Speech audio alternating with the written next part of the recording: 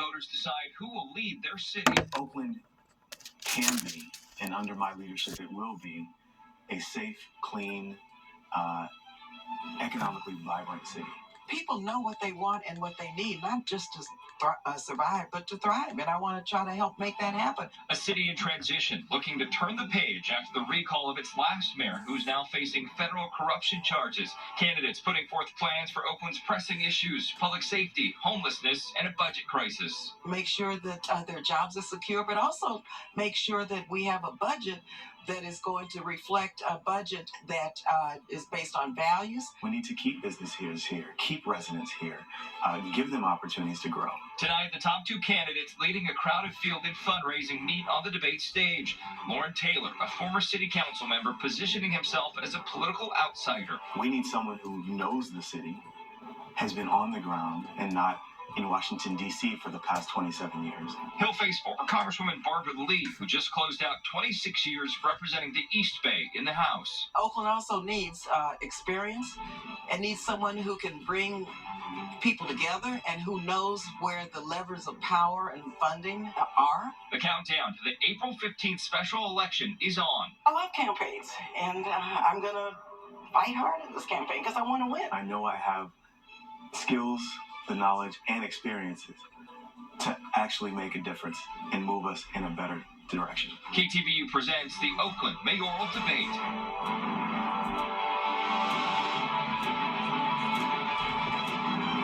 Hey everyone, I'm Gagan Vianney with Empower Oakland. Thank you all for coming tonight. This is so exciting.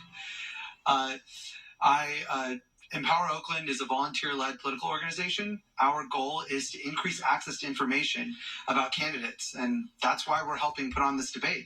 This debate is an opportunity for us to hear directly from the top two candidates in this election, and we're lucky to partner with Black Action Alliance on this, and so I'll let Malcolm do the rest of the introductions. Thank you.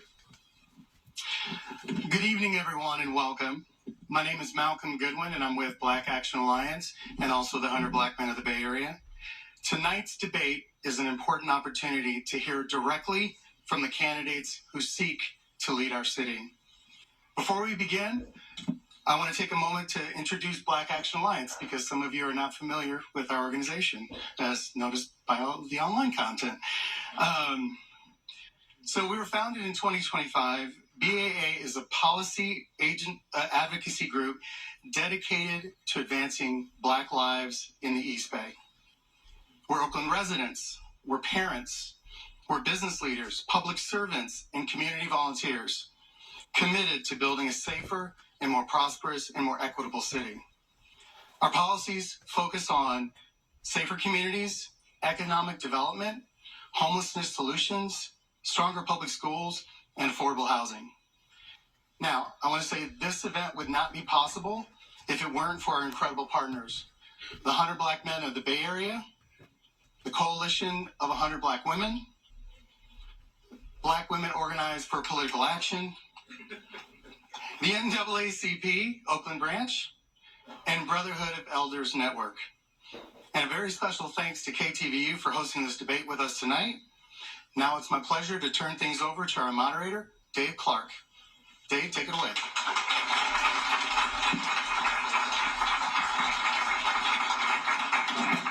First of all, good evening to you who are here tonight.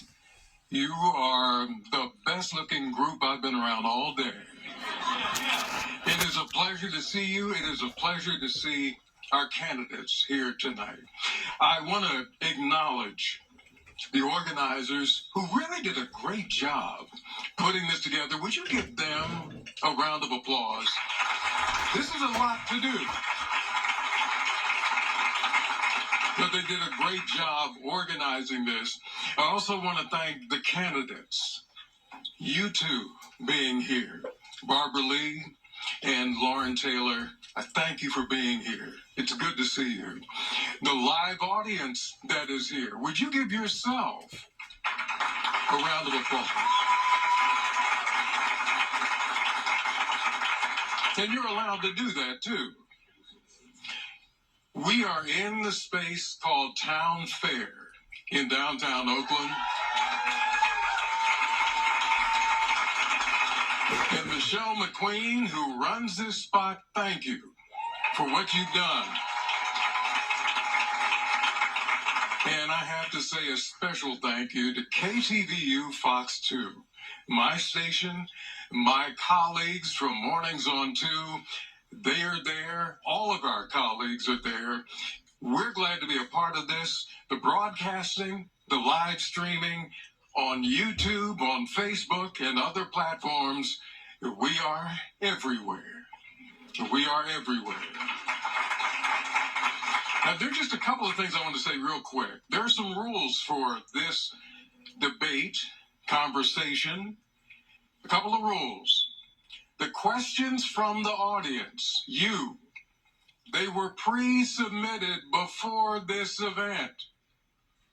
I want to make that clear. They were pre-submitted. Some were submitted online, and they were pre-screened by the organizers. So I won't be Oprah walking through saying, and caller, you say no. I'm not going to do that, but I'm thinking of you, okay?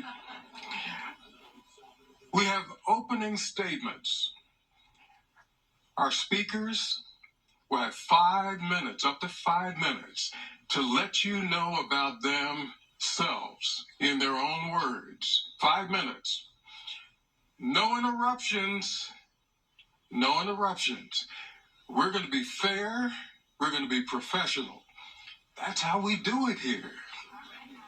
That's how we do it. Fairness is going to be enforced. The speakers will stick to the allotted time, and there'll be a warning when we're down to like 30 seconds for you to wrap up. And I think that's very easy to follow. Our first round of questions. We're going to talk about some of the key issues, but we're going to talk about many other things. We have the time to do it. First, the first opening statement will go to Barbara Lee. Barbara Lee, a well-known former congresswoman, legislator, an incredible lady. And there are many stories that you can tell about her. Barbara Lee will speak first, followed by Loren Taylor, a former city council member. And I didn't know you had such an incredible biomedical background. Incredible. It's good to see you. It's good to see you both. And I thank you for making time for being here. Would you give them one more round of applause?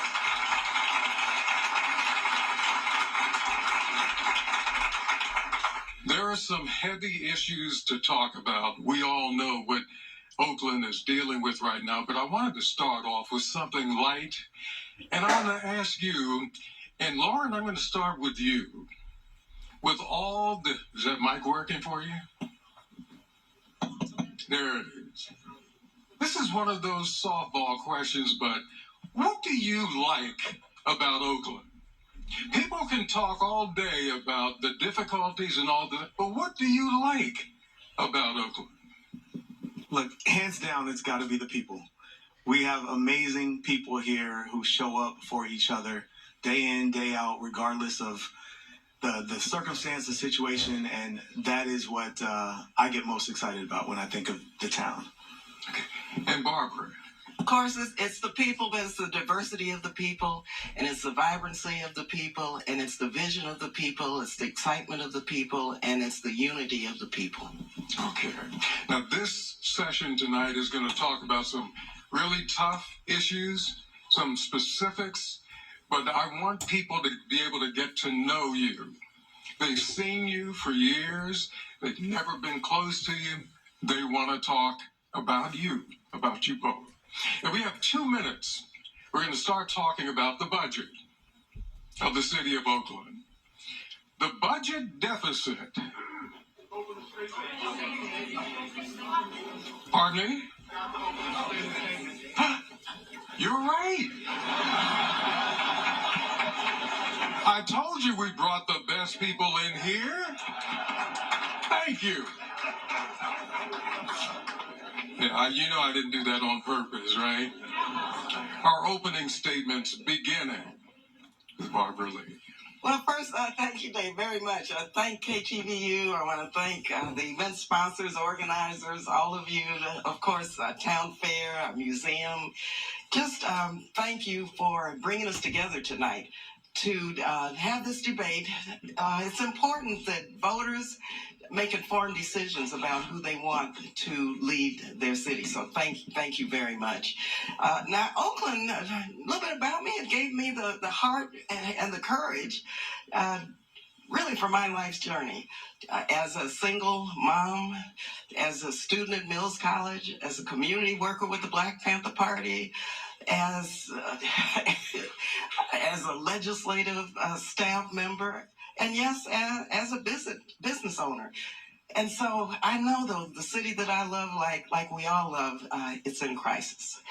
And I also know that this moment demands leadership, and it demands the ability to bring different sectors of our community together to get the job done, to help solve this crisis. That's what this city needs, And so it also reminds me of why I am doing this. As I talk to people throughout the city, at house parties, at neighborhood coffees, I heard the same things from people each and every place I go. Of course, we want to feel safe. Every community wants to feel safe. We're concerned about housing and our unsheltered population and blight. Every community wants that and deserves to know what their next mayor will do. And we want clean streets. Now, as your congresswoman, I hope I've delivered on my promise to deliver billions of dollars for our city.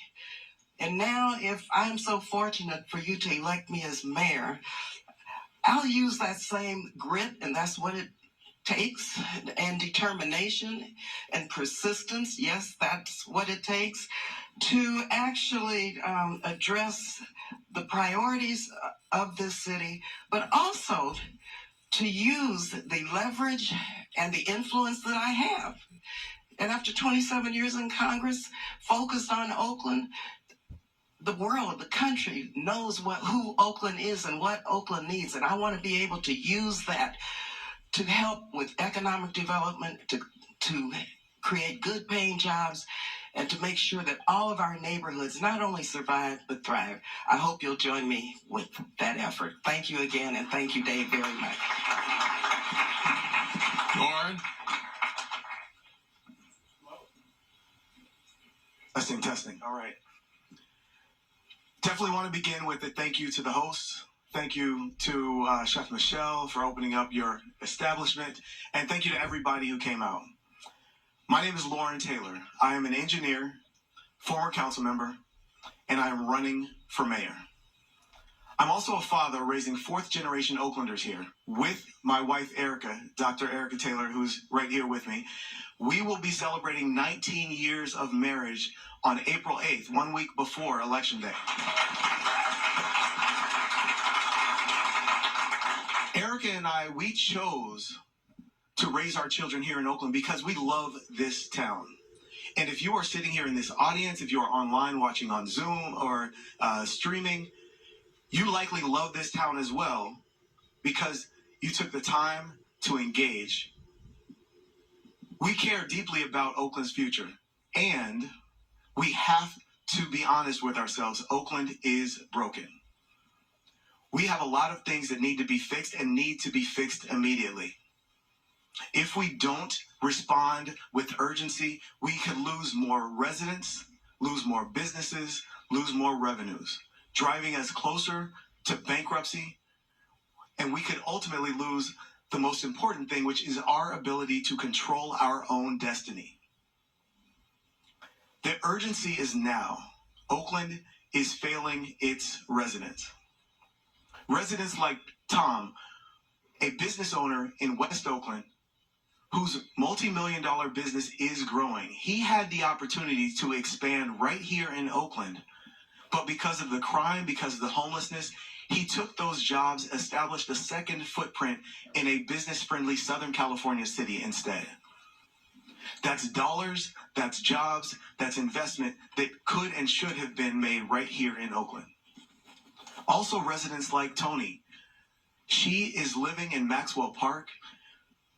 One afternoon, she heard a loud pop, ran outside to figure out what was going on. Her neighbor, Dave, had been shot while gardening. He bled out in her arms while other neighbors were on the phone with 911, and his now widow was watching in grief. His case still remains unsolved. And also, neighbors like Marvin. Marvin, he's a mentor of mine when I was growing up. He has dedicated his life to supporting young black men as they come of age, giving them mentorship, other support. He was sitting in his car doing paperwork when he was carjacked, pistol whipped, ended up going to the hospital. And when I spoke to him about this incident, he cared just as much about the lives and the future of those young men who victimized him as he did his own well-being. Our city is failing. We have failed Tom, Tony, and Marvin. Business as usual politics will not work. It will continue to fail us. We have to do something different. We need a new approach, and we need new leadership. We need leadership that has been on the ground for decades, working with community, addressing our toughest challenges. Leadership that has brought officers on the ground like I did in District 6, 48 additional officers, where in District 6, we actually saw during my tenure a reduction in violent crime by 8% when the rest of the city saw an increase. We need leaders with experience working with affordable housing developers, community, the city staff, bringing more housing like I did in District 6. We added more than 800 units of affordable housing to the development pipeline. And yes, we need new leadership that recognizes it is unacceptable for us to have parents walking their children through homeless encampments on their way to school. As a father, I do not stand for that. That is why I brought forward the encampment management policy when I was on the council to ensure health, safety, and dignity in and around encampments. I mention these because it takes real understanding, experience, and depth of understanding this city in order to move forward addressing our toughest challenges. And I have to stop you there. Was that 5? You did 5. That 5 minutes went fast. Yeah. Okay. You did. Thank you.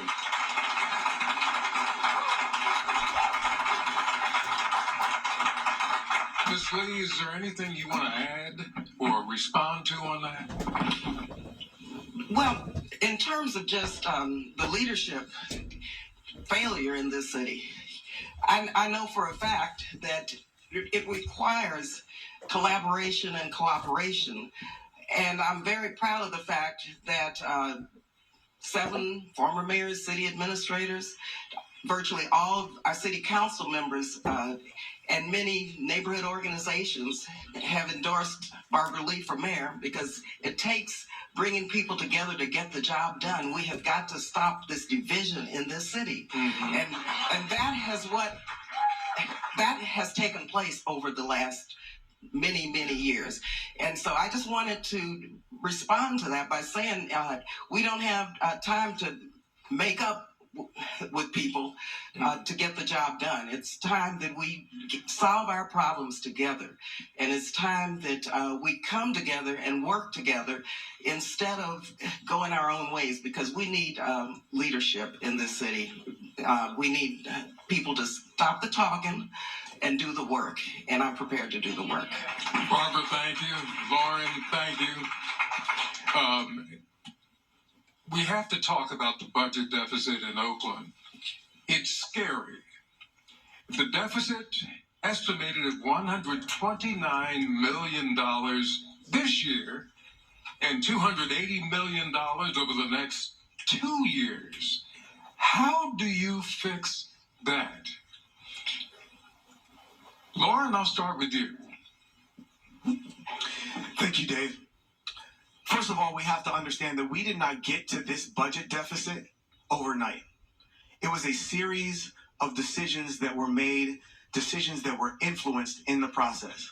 The root cause of our financial struggles, corruption, mismanagement, self-dealing, not centering Oaklanders at the center of decisions that are being made. We have kicked the can down the road so long that there is no road left to kick it down. What we have to do is make hard choices. It's one thing to have unity and bring people together. Every mayor will be able to do that, bring people in the room. That is a given. The question is what happens inside of that room. Will you be able to look your friends and your allies, others in the eye and say, that's a great idea. We do not have the resources for that. We have to make hard, necessary choices today so that we can preserve our tomorrow. To address the budget, we number one have to have a audit, outside audit that gives us confidence of what's happening and what's not. We have been gaslit for too long in this city around our budget. Number two, we have to look at the larger costs in our budget. We have a significant pension obligation. We're paying more than $130 million in interest each year on our pension debt. We have to restructure that. We're paying at a 7% interest. If we take that down to a 5% interest rate, we can save more than $20 million that we free up for our city. We also have to bring all of our stakeholders to the table, everyone who benefits, our vendors, our contractors, our labor partners, everyone to be a part of the solution to get us through this difficult time so that when we rise on the other side with more revenue, more opportunity, we all benefit. We have to increase efficiencies, focus on those gaps where we are wasting redundant effort and not having our eyes on the ball.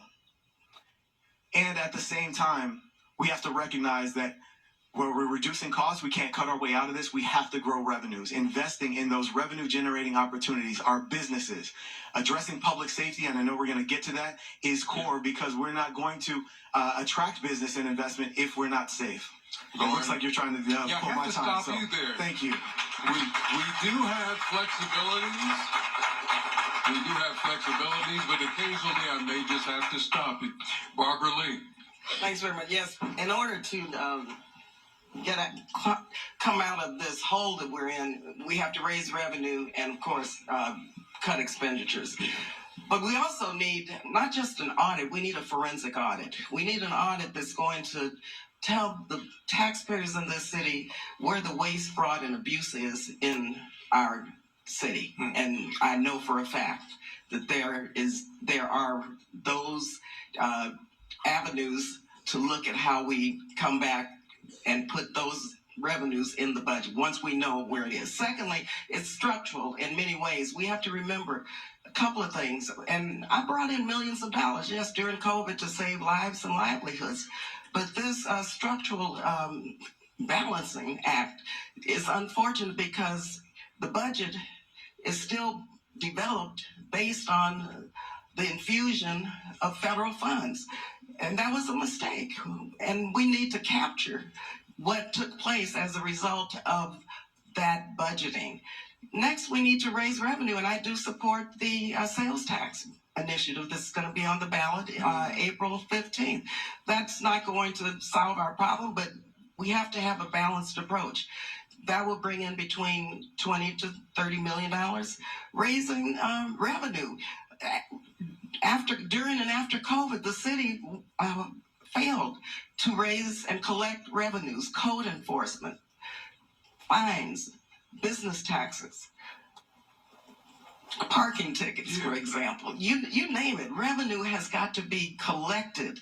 Even revenue from encampment code enforcement. I think only maybe 11% of that revenue has been brought into the city. And so we have to have a balanced approach. For me, everything is on the table. Cutting jobs, of course, would be the last action I would undertake because jobs mean services to the city. The city needs good quality services for its residents. And so jobs and people who are employed by the city must do that. But we also have to have efficiencies in these departments, and where there's fluff and where there's waste, we need to capture that, and we need to make sure that we reinvest that in our budget. And so we must engage in outside investment. I want to use my leverage to bring businesses into Oakland, philanthropy into Oakland, so that we can increase our revenue and have Oakland open again. And of course, that means we have to address the public safety issues. Barbara, let me just thank you. Thank you. Just to pick up on what you said about efficiencies, do you know of a city department that is an efficient department compared to one that is not efficient that you would deal with? No, I think what I know about this city is the lack of direction, accountability, transparency. Residents go to one city department and then they're referred to another, then another, then another. Oftentimes, people don't know who's responsible for what. And so I believe that we need to make sure that employees know the lines of authority and are accountable for their work product.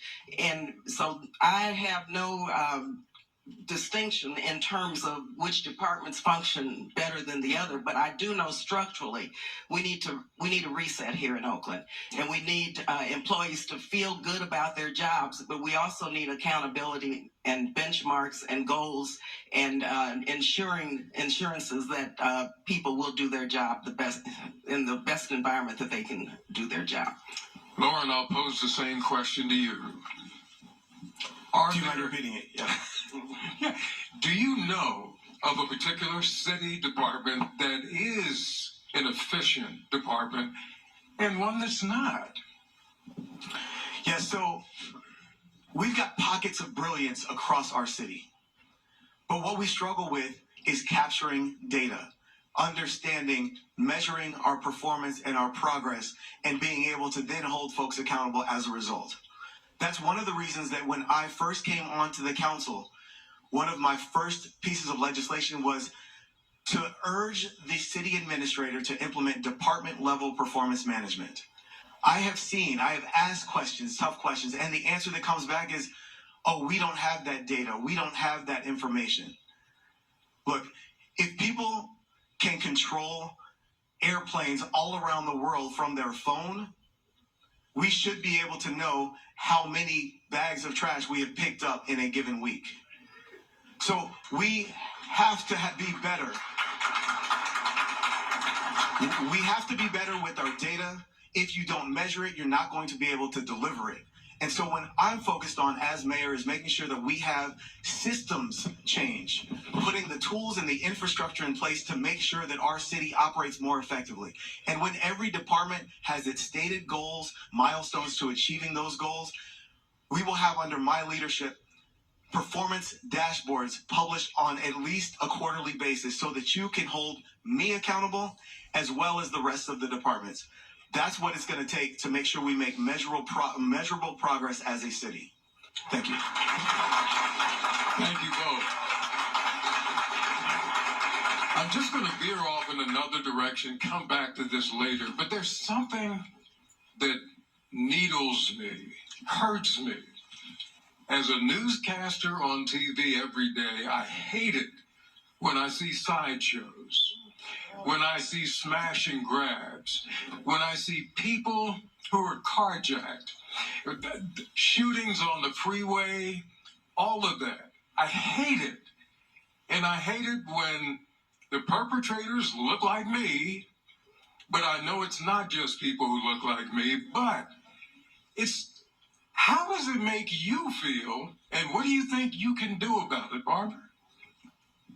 Yeah, dear, I hate it also. I'm a resident here in Hampton. Yeah. Actually, my granddaughter had to hit the ground one day when she was visiting one of her friends because a young man was killed right outside of the house where she was. So we all hate it.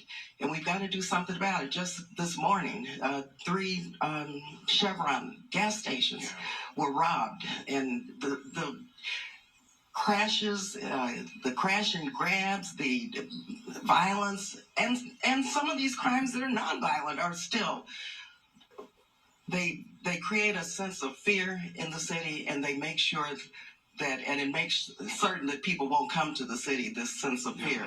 And so what do we do about it? I believe we need to look at, and yes, I believe that we need to look at the policing here in Oakland and understand that these chases that cannot occur, maybe that policy needs to be revised. There may be, because we know that people do get killed and hurt behind police chases. And so I'm not saying get rid of it, but I think that we need to come up with a framework that allows for those who are coming into Oakland to know that there's a consequence for doing what they're doing. And that's extremely important. Gun violence. We know where the gun violence is occurring. We've got to get the guns off the streets of Oakland. Gun buybacks, working with our violence interrupters. I've been able to fund a variety of organizations, ceasefire integrated with the police department. We need more crime prevention efforts taking place here in Oakland. And as mayor, I would work hard to make sure we increase the budget for crime prevention, getting guns off the street, engage in more gun buybacks, and find these alternatives for our young people, because that is extremely important. Too many young people have nothing to do, and that should be part of an overall public safety strategy, which Measure NN laid out, which the voters voted for in November. Barbara, thank you. Loren? Absolutely. No one should be walking around our city afraid that they will be the next crime victim. Unfortunately, that is the case for too many of us. When I speak about public safety, it's not just from personal experience as a resident, as a father, it's also as a council member wrestling with these difficult issues of public safety in our community. While a council member, we had the aftermath of George Floyd, where we had a social reawakening of our conscience as a city.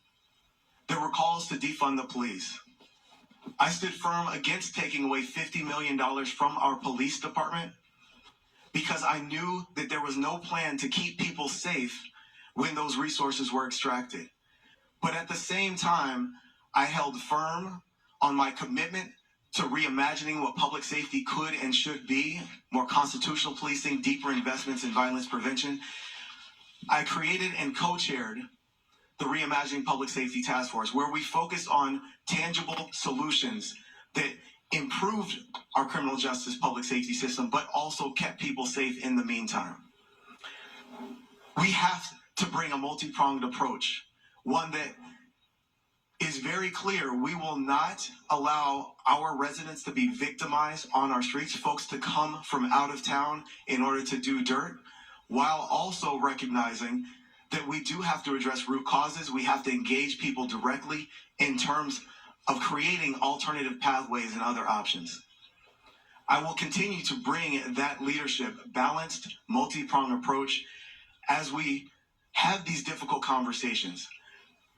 Just as we brought more than 140 Oaklanders together on a bi-weekly basis to ensure that we had these conversations, that's what I intend to do. Unity without action does not deliver the results that we need, and I intend to deliver results as your next mayor. Thank you, Loren. Thank you, Barbara. I'm going to veer off in yet another direction. The Coliseum, the sale.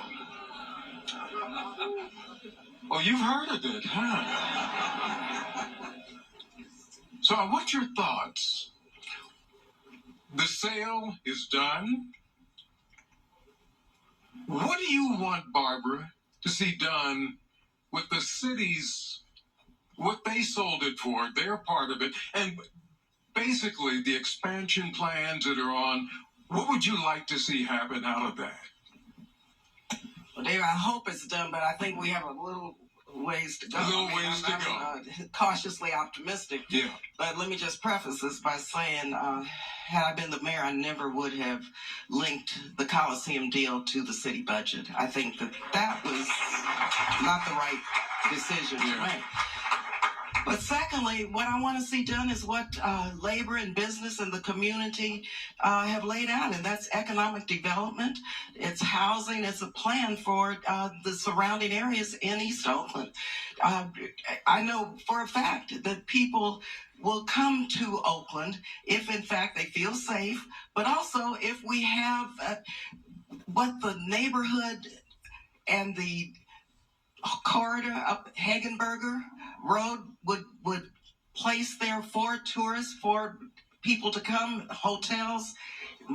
We need jobs, good paying union jobs, yes.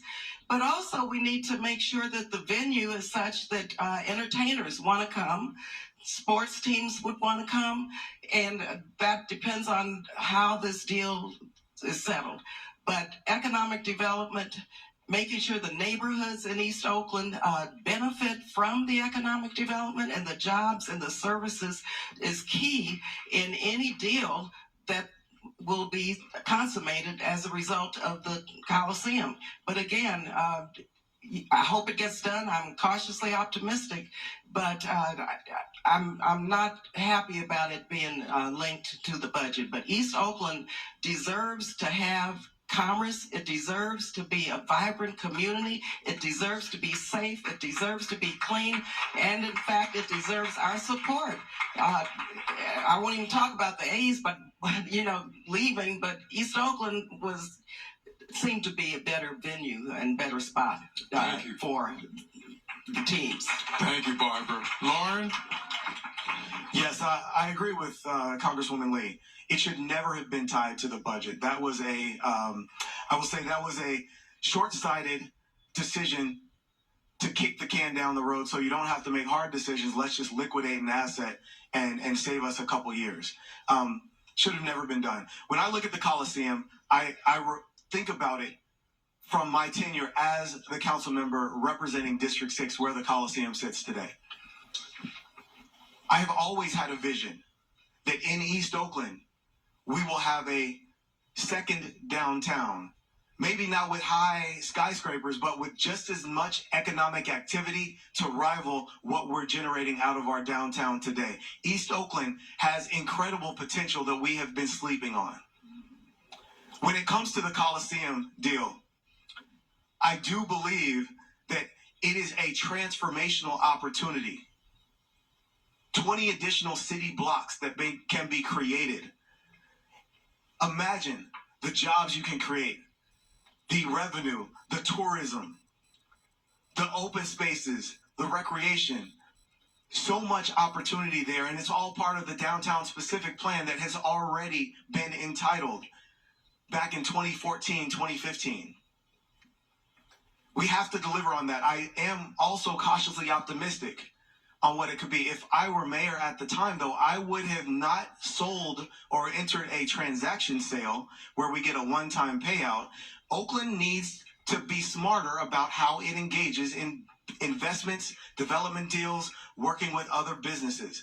We should be creating recurring revenue that addresses our structural budget deficit as opposed to a one-time payout that evaporates within a year or 2 years. We should, just like Santa Clara, San Jose, we should have recurring revenues that help to fund police, fire stations, help us to continue to do violence prevention, to invest in our community, the services that we so badly need. That's what I'm looking for out of the Coliseum deal. I will help to guide it and make sure that it comes through, and will leverage my experience on all sides of the negotiating table to make sure Oakland gets its best value from that transaction. Thank you. Thank you, Loren. Thank you, Barbara. Let me ask you about the police, fire departments, funding for them. The proper kind of funding so they don't stop doing what they're doing. What can you do? Well, the budget, first of all, 70% close to 70% of the general fund, 30% for everything else, in essence. Yeah. So what can we do? Measure NN was passed in November, and the voters voted for an increase in the police force to 700. We have probably 650, 660 right now, and some are on leave, 10%. Now, it's important, though, to recognize that long term, I believe we need about 850 officers. And it's important because community policing is part of this. And I know for a fact that our neighborhoods need more foot patrols and more community policing. Mm-hmm. And the police need to engage more with the residents in Oakland. And so, having said that, though, getting to 700 is going to be difficult, but we have to get there. But we also need to recognize, in Measure NN, the voters voted for a comprehensive public safety strategy, which means beefing up and supporting and making sure the ceasefire is strengthened to become more of an integral part of the police department, because that's crime prevention. And we have to have crime prevention as part of an overall public safety plan, and the voters voted for that. So as mayor, I would say on day 2, let's implement and move forward with Measure NN, which is what the voters required. Also, and there's some disagreement about macro, but I believe we need to strengthen macro. We need alternatives to calling the police. And if people are having mental health challenges, we need a competent, strong mental health intervention team. And so strengthening macro is extremely important.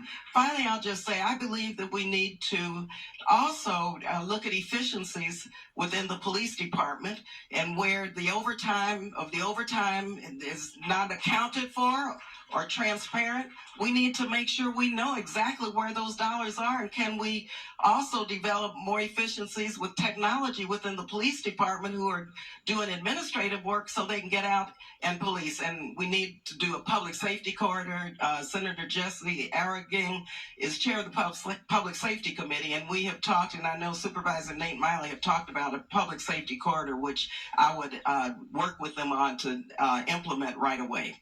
Thank you, Barbara. Loren, did you want to add anything to that? Yes, be happy to. So yes, Measure NN is the law of the land. We voted on it in November.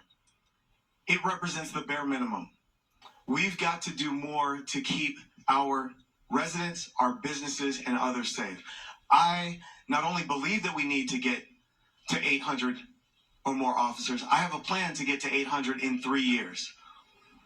With 3 academies per year, we will be able to not only beat attrition, but we will also be able to add to our ranks. It has to be funded, yes. But we talk about the overtime that exists. If we apply that overtime to actually full-time employees, we will be able to compensate for a significant portion of the FTEs that we require. We also know that there are corporations based in Oakland that have already committed to investing $10 million per year, the big 4, Kaiser, PG&E, Clorox, Blue Shield, $10 million per year to increase safety and revitalization of downtown where their businesses are headquartered. Other businesses are also ready to support and partner and invest, but they don't trust our city to do what we need to do, effectively stewarding resources, effectively delivering for them. If we get our city to operate better, eliminating the mismanagement, the corruption, the decision-making that is not in our long-term best interest, we will be able to attract more resources through public-private partnerships. In addition, we have to focus on 911, get 911 response times down. We can't have folks waiting on hold multiple minutes for someone to come and answer their call. 100%, and I'm 100% behind the violence prevention, ceasefire, Youth Alive, the OK program, those programs that are demonstrating, okay, there you go. Those programs that are demonstrating real results We have to be performance-based, just like I'm going to intend in our city, our contractors, those who are providing these valuable services as well. Loren, Barbara, thank you.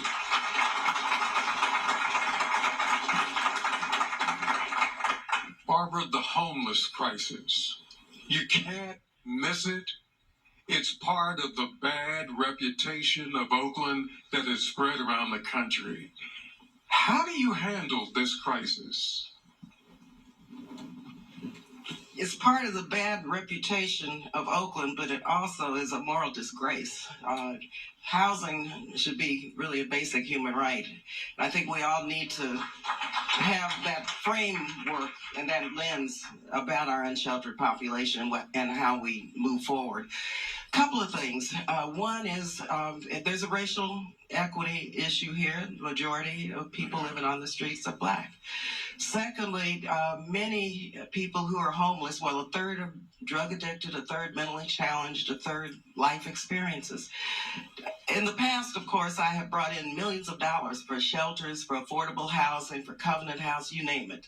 And I've had a chance to be with people who are unsheltered, and a couple of things that are so important. One is that we focus on people who have been homeless and unsheltered the longest. That's what we need to do. But we also should focus on those who have been recently unsheltered, because the longer you stay on the streets, the more it becomes home, the longer and the more people come, because all people need communities. And so we need to look at our policy and how we reset that and focus also on helping people get off the streets with, of course, the combination of services, mental health, rehab, transitional housing, hopefully helping them find a job training, and a job. And so it's a continuum of case management that has to continue throughout the time that we're trying to help people off the street. Now, we also need to look at pilot projects. And I have the contacts and I have the leverage to bring in private philanthropy. It's such as what is taking place in Portland. There's a program, and I look around the country to see what works that could maybe be applicable here in Oakland. People are paid to clean up the blight who are unsheltered. Okay, 70% of those people, along with the services who are unsheltered, cleaning up the blight, 70% find permanent housing and get a job. And so I think we need to look at how, and I've talked with Councilmember Ken Houston, what he's doing in East Oakland. Why can't we make sure that we at least identify private philanthropy to help us with our unsheltered population, come up with new ways, because we have got to do something. Our veterans, 400 veterans living on the streets, I helped fix this where the VA is responsible for housing veterans, but yet the city is not in collaboration like I would be if I were elected mayor with other agencies, so that we can work together and coordinate and make sure other agencies are doing their job also. Thank you, Barbara. Loren? Absolutely. So, again, because of my experience on the ground wrestling with these issues at the city municipal level, I'm not just talking about what I think could happen, what I hope will happen. I'm talking about what I know can happen because of my experiences. As a district city council member, I did lead our Life Enrichment Committee. That is the committee under which homelessness issues came up. What I noticed was that there was a lot of talk, a lot of back and forth, a lot of people very astute about what the problem is, but there wasn't real action moving towards a solution. So in that situation, yes, I brought folks together from across the ideological spectrum to weigh in on, well, what could we do? What should we do relative to our unhoused? Yes, the only true solution for housing is for homelessness is to get people housed. We don't have the money to get people housed at $1 million a unit right now. We have to find more creative ways of developing more housing at all levels of affordability. At the same time, we have to ensure health, safety, and dignity in and around those encampments. And so I brought folks together, listened, and we developed the encampment management policy under my guidance on the council, brought that forward, secured a unanimous adoption by the council.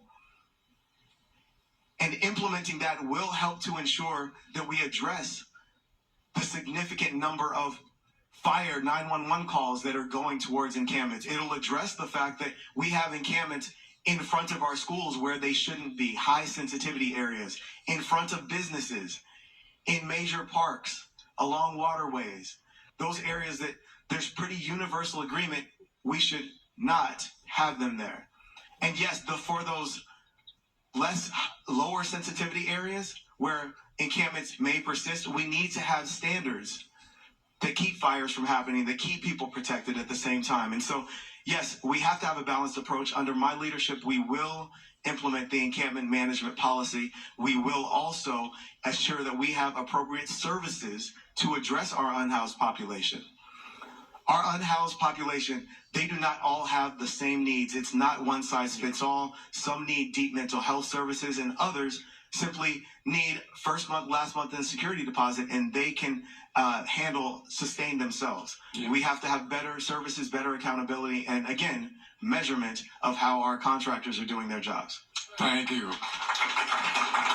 I just want to say thank you to the both of you for articulating so well your approaches to what should be done. All right, I'm going to step back because I want to bring up the name of Shang Tao, the former mayor of Oakland, indicted, recalled. We all know, but I want to know, one, how did that impact the city of Oakland? And Barbara Lee, how did that impact you? Well, the important thing is how it impacted the city of Oakland. These pay-to-pay schemes have no place in Oakland, and we need to make sure that corruption is wiped out of Oakland. Secondly, I was against the recall. I have been against all recalls. Also, in Oakland and throughout my former congressional district, I never endorsed in local races, so that's a fact. But I was against the recall. But also, it's important also that we recognize that whether you were against or for the recall, that we have to move on. That the voters spoke in Oakland and they decided to vote for the recall. That was the voters' decision. Also, I'm very proud the way it has affected me in my campaign is I have supporters of the recall supporting me and helping me, and I have opponents of the recall supporting and helping me. And they understand that someone who can bring people together and close the door and work together from different points of views with different issues that are so important to the city, that we can do that on a variety of issues here in Oakland. And so it's important, though, that we recognize that we have got to tighten up this code of ethics in Oakland. We don't even have contracts online. How many contracts have been let for how much? What's the scope of work? Are there cost overruns? What is taking place within the city with contracts? We have no idea.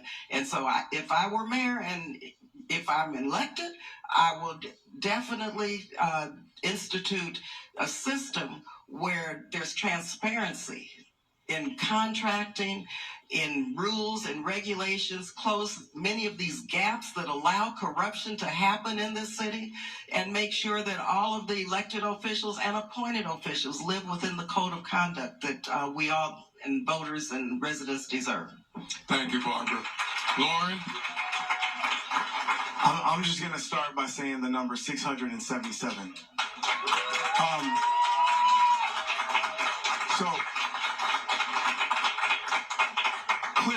clearly, Shang Tao's indictment laid bare what many people suspected in terms of the corruption and bribery that impacted the 2022 election. We would be in a different place had those alleged activities not taken place. But we are moving forward. We are focused on how we move our city forward. And yes, we have to acknowledge that 86,000 Oaklanders stood up against the failed leadership, failed policies, and practices of the Shang Tao administration. a supermajority. I am proud to have stood with them. I did not weigh in on the recall until after the federal investigation. We saw the FBI leaving her home. At that point, I realized there is no way she could reasonably finish out her term in a way that served our city. And apparently the supermajority of the city felt the same. Yes, we have to move forward. We have to ensure that this doesn't happen again. Unfortunately, those who supported, backed, and propped up Sheng Tao, they don't want me to be mayor because they know I am not going to give in. I am not going to prioritize them over Oakland residents. Oaklanders have to be centered in the decision making. Again, it's not about who can bring people to the table, because any mayor will. It's about what decisions are made at that table. Oaklanders have to be centered. That's my commitment. That's why there's resistance against my campaign, and why my opponent has been recruited by some of those same backers of Sheng Tao to run. Barbara? You can't. Listen, I just want to say, this is a campaign, and I am proud of the support that I have from supporters of the recall of Sheng Tao and opponents of the recall of Sheng Tao. And in fact, it is important to recognize also that if we're talking about our labor union brothers and sisters, are we talking about our activists, are we talking about the Oakland Chamber of Commerce? I'm not sure who Loren is talking about, because I put together a strong coalition in this city that is an example of how, as mayor, I will govern. I will not take cheap shots at people who support him. That's wrong. I'm talking about bringing the city together, not dividing us. And I think my campaign has illustrated that. And so I am very proud of the support that I have. And I'm very proud of the campaign that we're running. Thank you. Thank you both.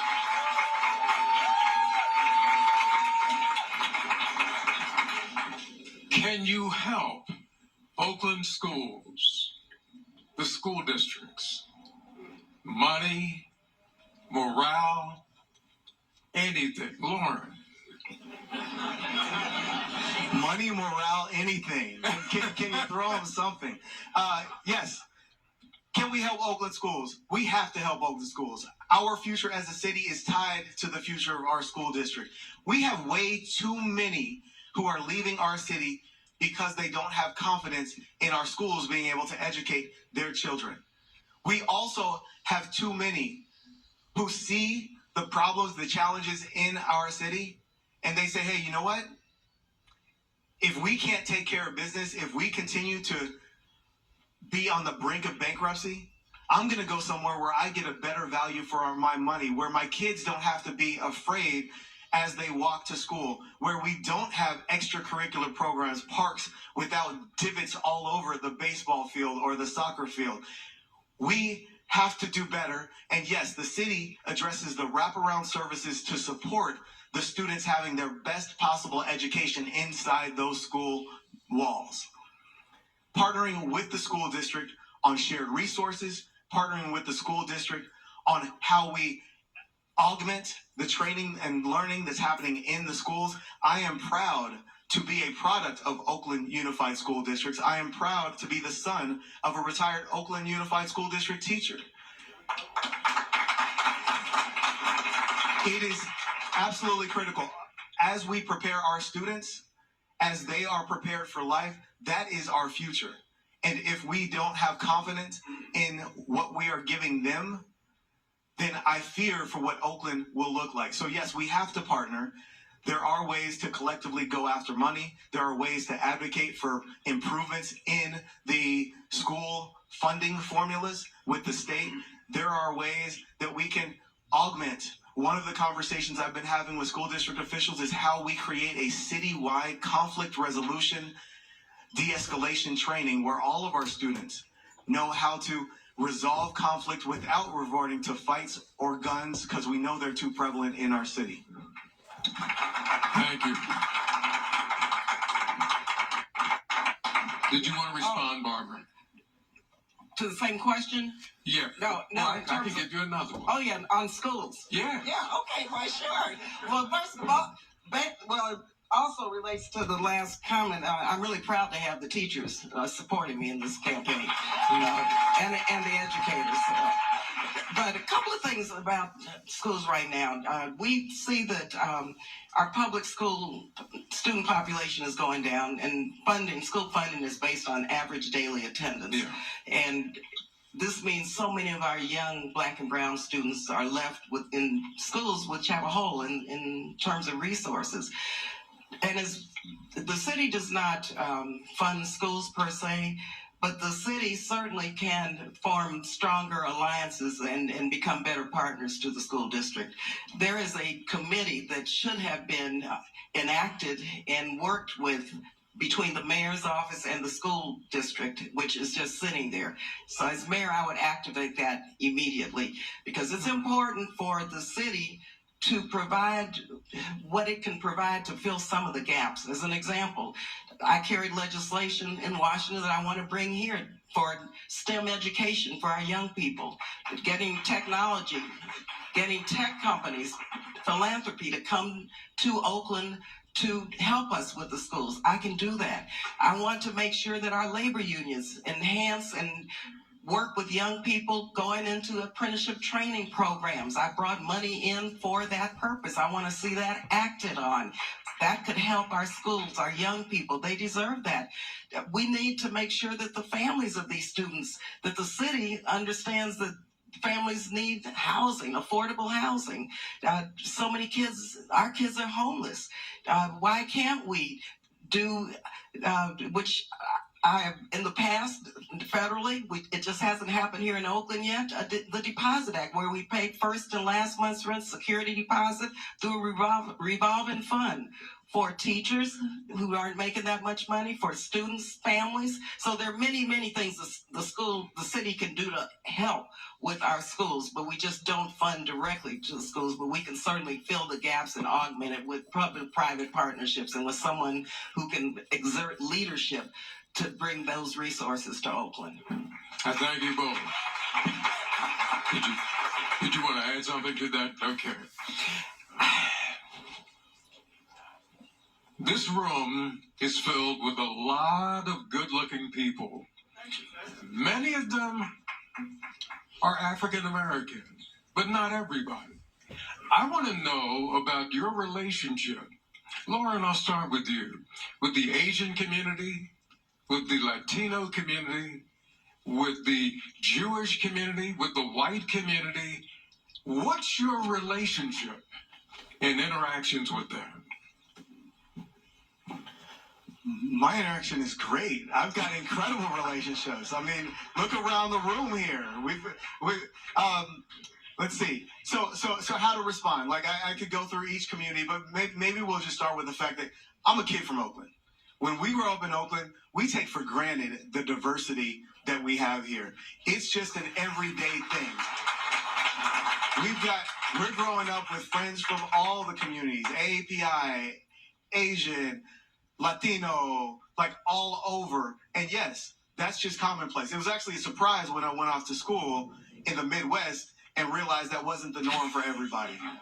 Just to be honest, right? Yeah. So yes, relationships are strong. I have significant support from across the city, all different communities. In fact, I am proud to have the support of folks from across the city representing all ethnicities, all diversities, all professions. When we talk about the support that I have from teachers, the support that I have from public employees, both with the city and the county, the support that I have from our other workers, building trades, others, it is overwhelming, the support we have. In fact, we just released our fundraising numbers, and 80% of our support is coming from individuals right here in Oakland.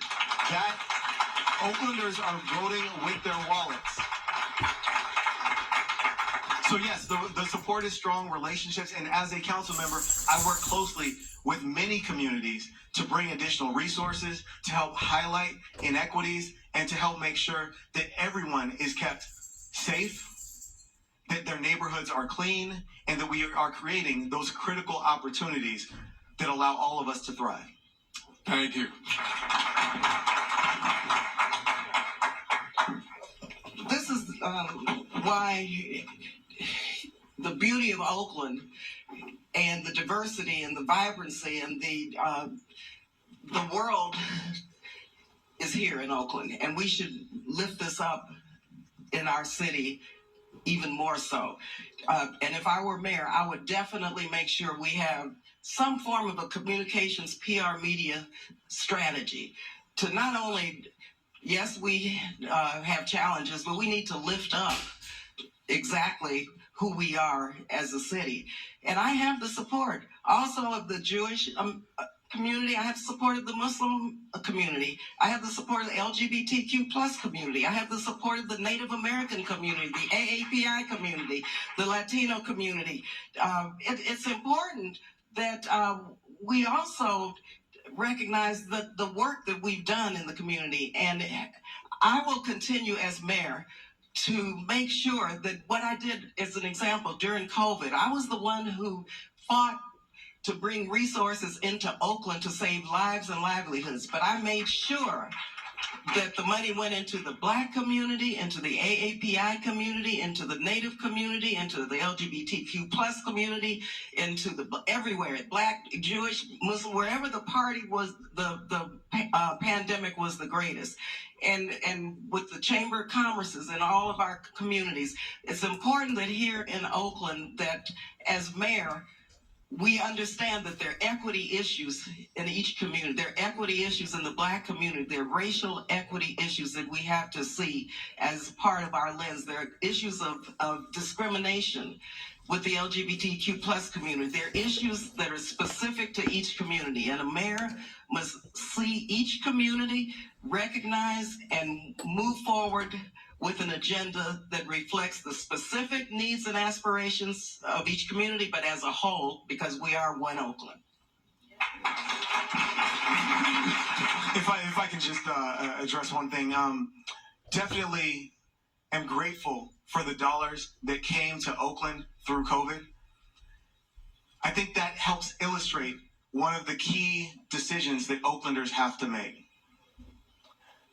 Grateful for the resources that came from the federal government.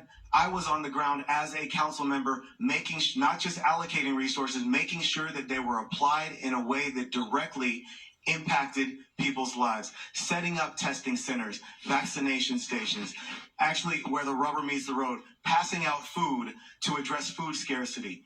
We created, in partnership with community members, the Liberation Park in the corner of 73rd and Foothill in East Oakland. That was a space where we were able to provide a safe space for folks to gather, an outdoor farmers market. It's critical that we look at what the role of mayor is on the ground, understanding how the rubber meets the road versus simply allocating dollars. And that's what I intend to do, making sure that the dollars we do have get maximum efficiency, maximum impact on the lives of our community. Thank you both for your comments on that. And I just want to say thank you to the audience for being the best audience in America. I mean that. I'm going to say something directed to the both of you. Jump in wherever you want. When I say the name Donald Trump, help yourself.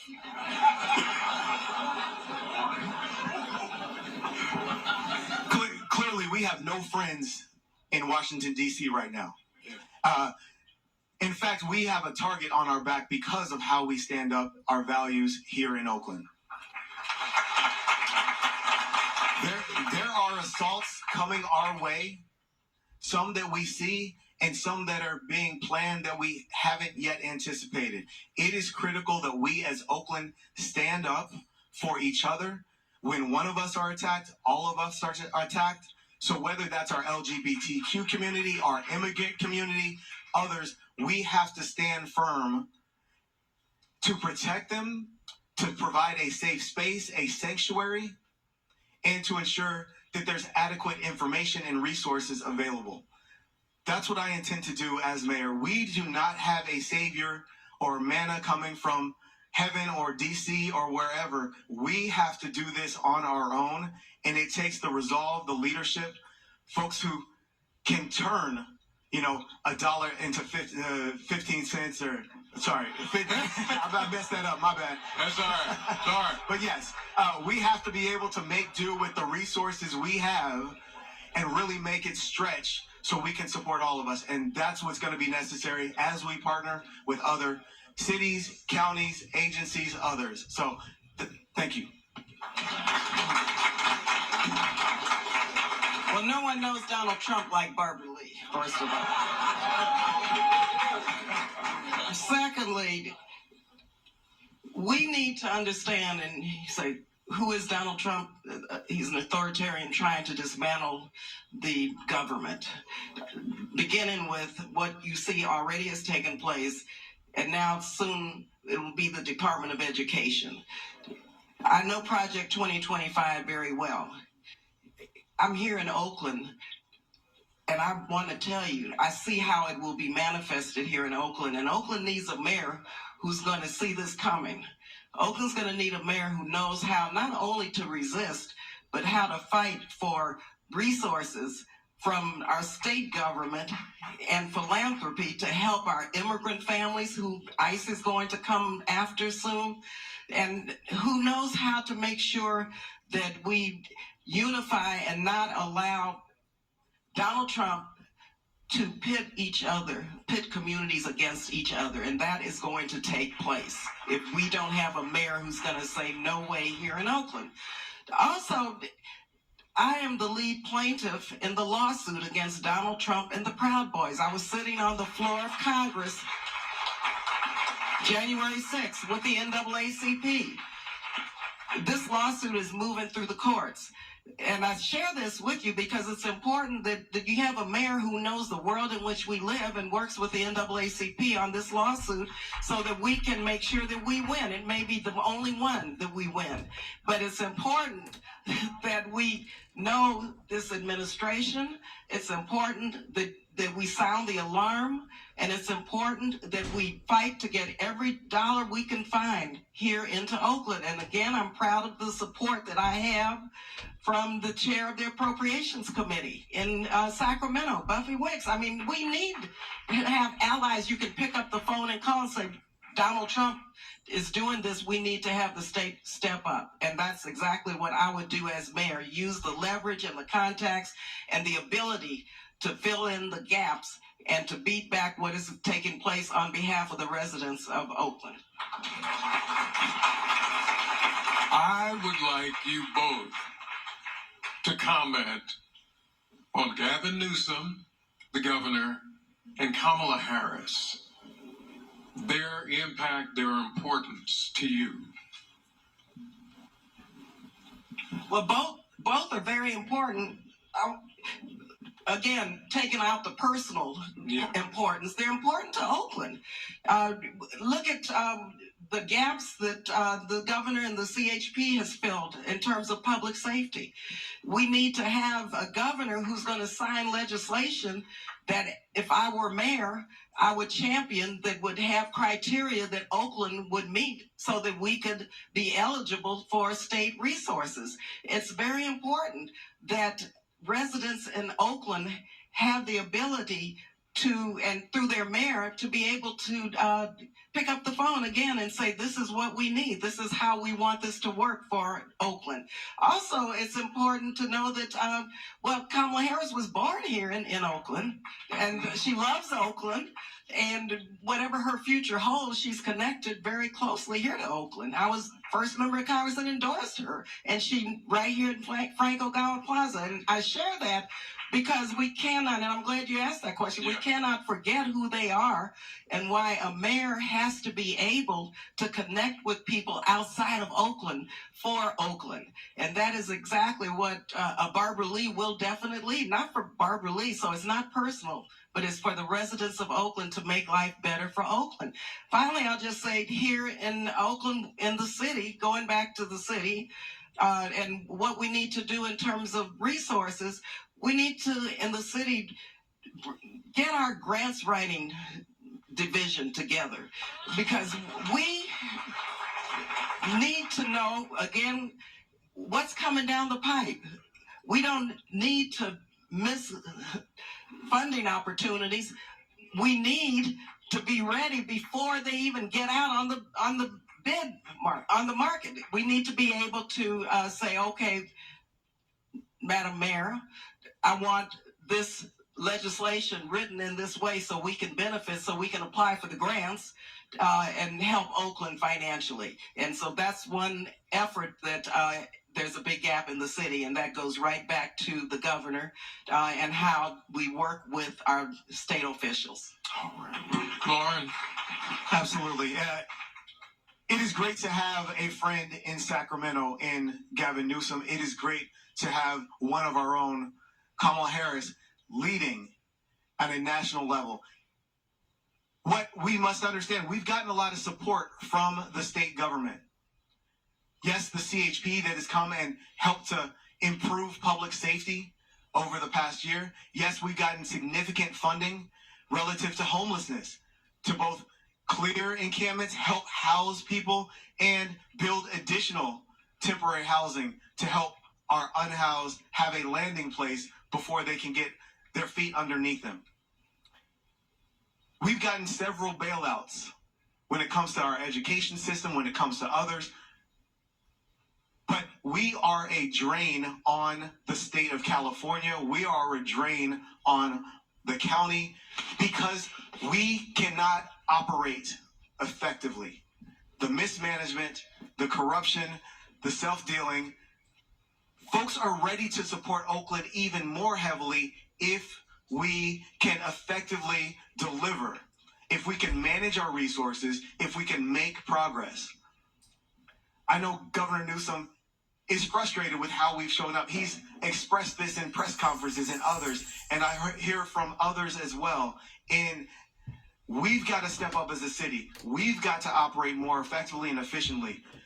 That means we have to have someone who understands the details of how we work. We can't just come and be a delegator. We have to be able to roll up sleeves, go deep, understand what isn't happening, hold folks accountable. As I said earlier, make those hard and necessary choices like amending the pursuit policy so that it can be more effective with holding perpetrators accountable. We have to improve how we operate, how our budgets are allocated, and that will help to engender more support from our friends in D.C., in the state, and beyond. Dave, we're not a drain on Sacramento and Washington. We pay taxes. Come on. No, they owe us. And let me just say, this campaign is for mayor, not for a staffer. We have to have a mayor that has a vision and who can pick up the ball and go to Sacramento and say, you owe us. We pay taxes. Also, we have been missing in action. We need leadership who's going to be at the county saying, you owe us this money. We want our fair share of Measure W that's getting ready to come down the pipe for housing. We want our fair share from Measure C, $150 million coming down for childcare. Oakland needs a mayor who's going to demand their seat at the table and demand what they owe us. If I can respond, Dave. We absolutely deserve what we're due, and we have amazing potential in this city to pull our own weight. We have struggled to get out of our own way. Look, Oaklanders, if you ask around, you see the dysfunction around you. When people show up at City Hall and see a door that's closed that says come back later, schedule an appointment because we're closed when other cities around us are open, that is unacceptable. When we see that our homelessness rates are increasing when others other cities around us are decreasing, that's not a general trend. That's because we are struggling to effectively deliver on the resources that we have. There are operational challenges and issues that have not been addressed because of the mismanagement, the lack of leadership, the lack of political will, and that will help unleash tremendous resources for us as a city. That's what I intend to lead on.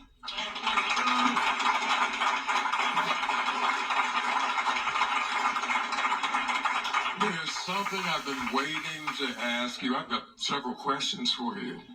But small business owners who say they're dying, they're struggling to survive because of the fees and the costs they have to pay, plus the criminals who attack them, smash cars through their front windows.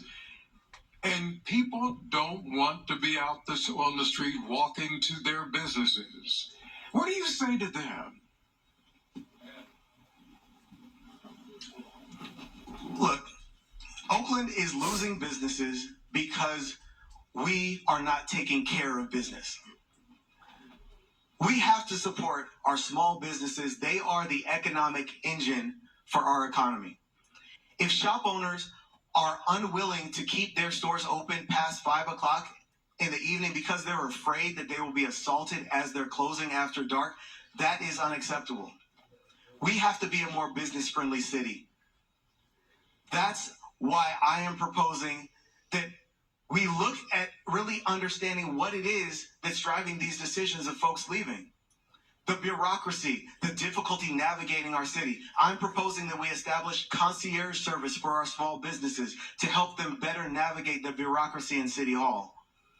What else is plaguing them? The exorbitant costs of just working here, the cost of living. I'm proposing that we eliminate the business license tax for small businesses making less than $1.5 million each year. What else is holding them back? The lack of foot traffic, the fact that they used to have folks walking around downtown coming into their businesses. We need to activate our streets. We need to have a vacant to vibrant program to get more shops open, giving a foothold for our small businesses that are trying to get a brick and mortar establishment. We also have to recognize that public safety is at the core. I'm proposing that we have a retail and property crime unit that focuses on those quality of life issues that keep people from coming to our downtown, coming to commercial corridors, spending their money, going out to eat, and helping to uplift our economy. We have to be more business-minded, having someone in City Hall that understands a P&L, how to read a balance sheet. That's what I intend to do as someone who has advised Fortune 500 companies, guided them to creating more value for themselves and for the communities that they're based in. Well, as somebody who has owned and run a business here in Oakland with 400 employees for 11 years, I know a little bit about small businesses. A couple of things. One is small businesses deserve public safety. Everything, yes, is related to public safety and businesses being able to, first of all, operate a business. Secondly, to have customers come to their business and to be able to make some money and also be able to contribute back into the community. Couple of things about small businesses that we have to recognize that I would want to do as mayor. One is small businesses need access to capital. And a mayor, if I were mayor, I would go to these financial institutions, both here and throughout the state, and work out arrangements which we can do for our small business to help capitalize them. And I know what it's like to not have a line of credit. I know what it's like to rob Peter to pay Paul. You know, I know what it's like to have to mortgage my house to be able to make payroll. Our small businesses should not have to do that. So we should make it easier for small businesses to operate, because we will get out of this crisis sooner or later. We will do that together. Also, we need to make sure that our small businesses are not only only focused on in downtown Oakland, but in our neighborhoods. We have some very wonderful, creative businesses that should be supported by our mayor and the city. And I would want to make sure we decentralize our small business strategy to include small businesses and entrepreneurs throughout the city. And finally, I'll just say our small businesses need to be lifted up by the mayor. I was at the kickoff of the new restaurant association, 50-some restaurants with a 10-point program. This is what we want our city to do. This is what we need. Expedite the permitting process. Help us with variances. Help us with public safety. We need to follow that for the restaurants, and we need to make sure that the mayor is connected to all of our chambers and all of our small businesses as a hands-on mayor. Thank you, Barbara. Loren? I do want to acknowledge the capital needs, but first it kind of intrigued me. Congresswoman Lee mentioned we will get out of this sooner or later. For me, there's no choice. We have to get out of this sooner. And that is my focus, taking the reins and making sure that we push forward. And that does include bringing dollars to our city.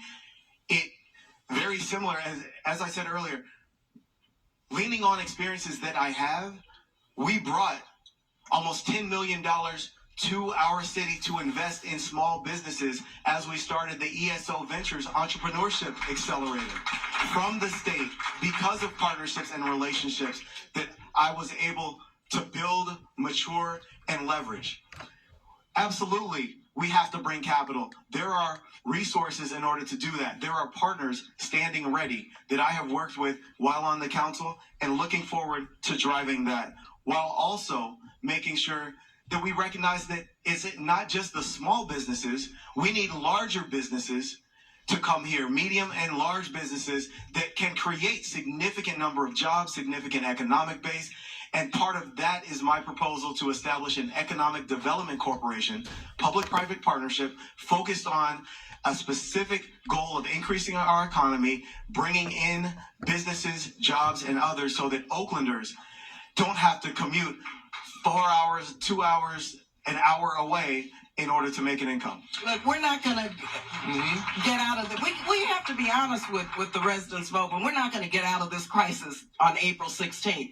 We have to work together, and we have to have our strategy, and we have to work hard to get out of this crisis. So I believe in being authentic and honest with people. So we have to work together to make it happen. Thank you, Barbara. Thank you, Loren. I'm going to stop you there because it is time for our closing statement. So, Loren, we're going to begin with you. Again, I want to thank the hosts, those who put this on, those who are watching in the live audience, and those who are online. I want to acknowledge my opponent in this race, Congresswoman Lee. I do have deep respect for her past, her history of service. I just understand that what Oakland needs right now is something different. Oakland needs fresh energy, new leadership, someone who is unencumbered by the existing establishment, those who have a vested interest and have been having their way in our city, guiding decisions not in the best interest of Oaklanders, but in their own interests.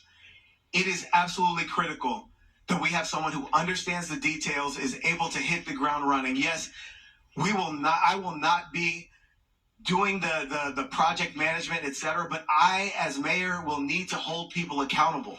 I will be able to look and see, are you doing a good job? Make sure that we implement the systems in place that will last long beyond my tenure as mayor.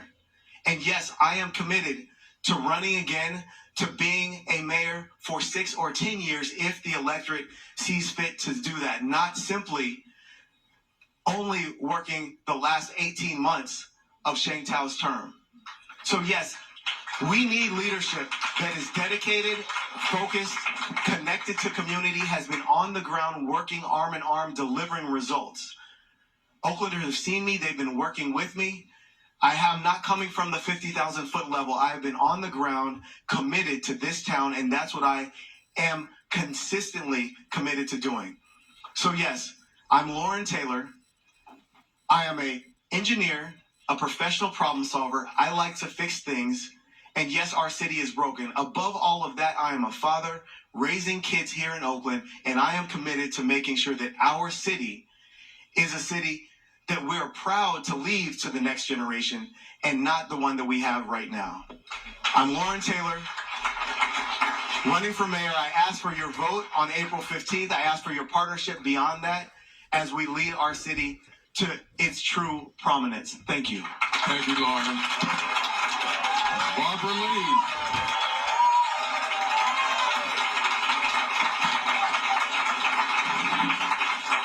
Well, I just want to thank Loren for his kind remarks and for this campaign. It's a very engaging campaign. It's a very good campaign.